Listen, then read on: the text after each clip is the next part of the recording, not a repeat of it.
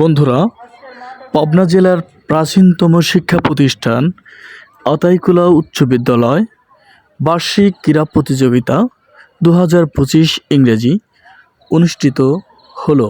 প্রথম অধ্যায় প্রথম দিবস আজকে অনুষ্ঠিত হলো।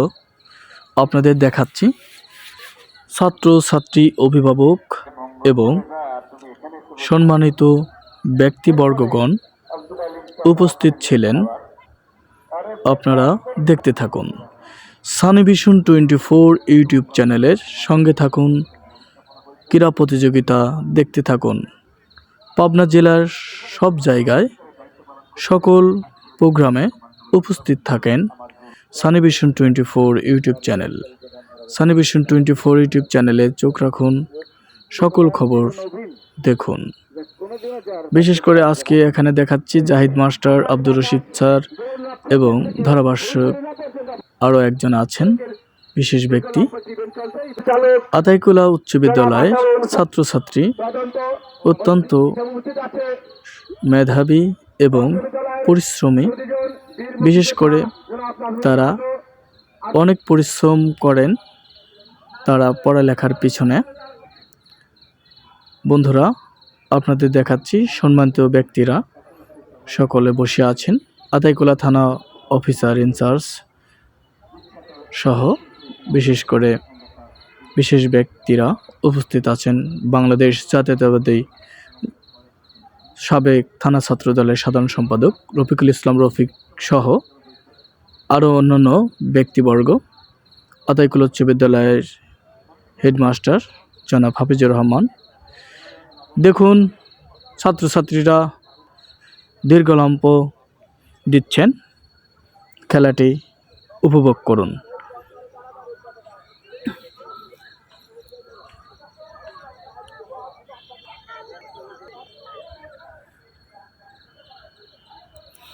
আতাইকুলা উচ্চ বিদ্যালয় মাঠ অত্যন্ত শিক্ষা প্রতিষ্ঠান, সুন্দর একটি মাঠ। ক্রীড়া প্রতিযোগিতা দেওয়ার মতো একটি মাঠ, পছন্দসই একটা মাঠ, সকলের পছন্দের এই জায়গাটি। এখানে প্রতি বছরই ক্রীড়া প্রতিযোগিতা অনুষ্ঠিত হয়। এটা আতাইকুলা উচ্চ বিদ্যালয়ের নিজস্ব জায়গা। বিশেষ করে আমাদের শিক্ষক মণ্ডলীদের দেখাচ্ছি অত্যন্ত দায়িত্ব সহকারে খেলায়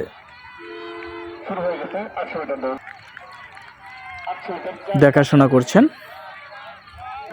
দেখুন, দৌড় প্রতিযোগিতা শুরু হয়ে গেছে ইতিমধ্যেই।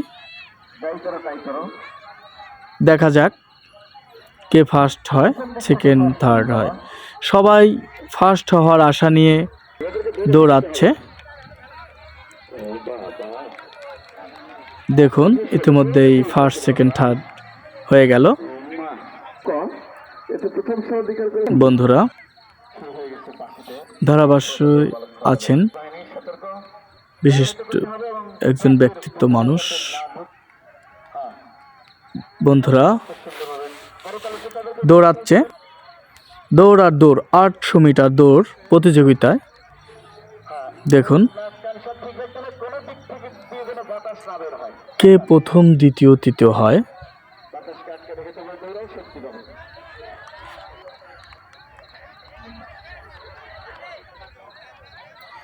প্রতিটা প্রতিষ্ঠান প্রতি বছর এই ক্রীড়া প্রতিযোগিতা অতি উৎসাহের সাথে পালন করবে এবং সামনের দিনে আরও সুন্দর সুন্দর খেলা উপহার দিবে সেই আশা ব্যক্ত করছি। বিশেষ করে প্রতিটা প্রতিষ্ঠানেই ক্রীড়া প্রতিযোগিতা প্রতি বছর সুন্দরভাবে করবে। সামনের দিনে আরও নতুন নতুন খেলা নিয়ে আসবে। কারণ মেধা বিকাশের পাশাপাশি শারীরিক তাদের ফিট রাখার জন্য অবশ্যই ক্রীড়া প্রতিযোগিতা সহ আরও বিভিন্ন ব্যায়াম, শারীরিক চর্চা যেগুলো আছে এগুলো অবশ্যই প্রতিটা শিক্ষা প্রতিষ্ঠান থেকে তাদেরকে গাইড করে তাদের চালাবে, এটাই আশা করছি। প্রতিটা ছাত্রছাত্রীর উচিত পড়ালেখার পাশাপাশি তাদের শারীরিক ফিট রাখার জন্য তারা যেন অবশ্যই গুরুত্ব সহকারে তারা শরীরের চর্চা নেয়। মরক যুদ্ধ শুরু হয়ে গেছে, খুবই জনপ্রিয় বা পছন্দের একটি খেলা, যেটা হচ্ছে আপনার এই ডান কাঁধ অথবা বাম কাঁধে দিয়ে যেটা আঘাত করা হয়, অত্যন্ত শক্তি এবং খুবই বিচক্ষণের সাথে খেলতে হয় মরক যুদ্ধ। আমি আপনাদের দেখাচ্ছি, সকল ছাত্রছাত্রীরা অতি উৎসাহের সাথে দেখুন এই হাড়ি ভাঙা খেলাটি সকলের কাছে পছন্দের এবং হাস্যকর। দেখুন হাড়ি কোথায় আর বাড়ি দিচ্ছে কোথায়, একটা হাস্যকর বিষয় এই খেলাটি। এই যে সোজা আস্তে আস্তে দেখতে পারবেন, আর সোজা আসতে পারবে না, একদম মাঝপথেই আঘাত করেছে, লক্ষ্যবস্তুর উপর আঘাত আনতে পারেনি, এটা তার ব্যর্থতা। ও এটাও ফেল মেরেছে। আরও একজন আসছে, দেখুন কি বচন ভঙ্গিতে বাবু মাস্টার আসছে, তার বচন ভঙ্গিটাও দেখুন, লক্ষ্যবস্তুর উপর আঘাত আনতে পারলেন না। 800 মিটার দৌড়ের জন্য ছাত্ররা দৌড় শুরু করেছেন, আপনাদের দেখাচ্ছি।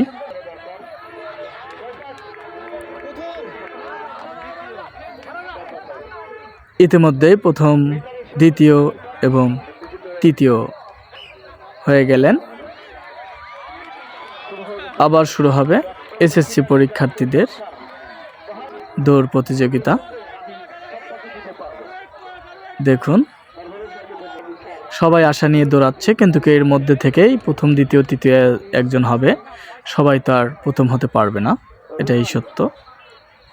তারপরেও জয় পরাজয় বিষয় নয়, অংশগ্রহণ করাটাই সুন্দর একটা বিষয়। এখন বালিশ খেলা, সেই অনেক পুরাতন একটি খেলা। চারিদিকে সারি সারি বসে একে অপরের হাতে এই বালিশটি তুলে দেয়, এদিকে বাজনা বাজে, বাজনার তালে তালে বালিশটি তুলে দিতে হয়। কপাল জোরে যার হাতে বালিশটি থাকে সে উঠে চলে যেতে হয়। এর মধ্যে থেকেই যার কপাল ভালো সে প্রথম, দ্বিতীয়, তৃতীয় হয়। দেখুন অবশেষে ফার্স্ট সেকেন্ডের খেলা চলছে, এর ভিতর থেকে একজন প্রথম হবে এবং আর একজন দ্বিতীয় হবে।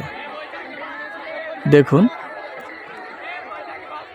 অত্যন্ত একটি মজাদায়ক খেলা, সকলের পছন্দের খেলা।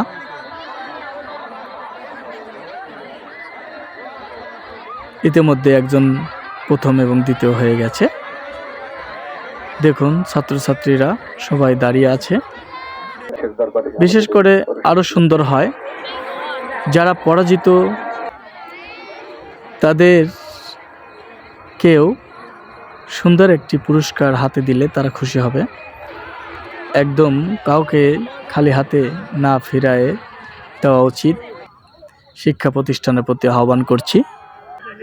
আপনারা এগুলো করবেন, তাহলে সবাই অংশগ্রহণ করতে আগ্রহ প্রকাশ করবে এবং মনে কাছে একটা সান্ত্বনা নিয়ে তারা দাঁড়িয়ে থাকবে বা আশা নিয়ে বসে থাকবে যে আমি হেরে গেলেও সান্ত্বনা পুরস্কার আছে, অবশ্যই খালি হাতে যাব না। খেলা ইতিমধ্যেই শেষ। প্রথম অর্ধের প্রথম দিন ফিরোজ কামাল স্যার মাঠের অধিনায়কের দায়িত্ব ছিলেন, মাঠ অধিনায়ক।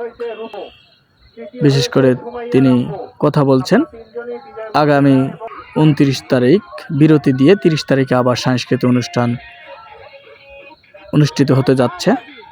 বিজয়ী অভিভাবকরা তারা দেখুন প্রথম, দ্বিতীয়, তৃতীয় হয়েছেন এই বালিশ খেলায়। বন্ধুরা সবাই ভালো থাকবেন, সুস্থ থাকবেন, আবার ফিরে আসবো কোনো এক প্রোগ্রামে।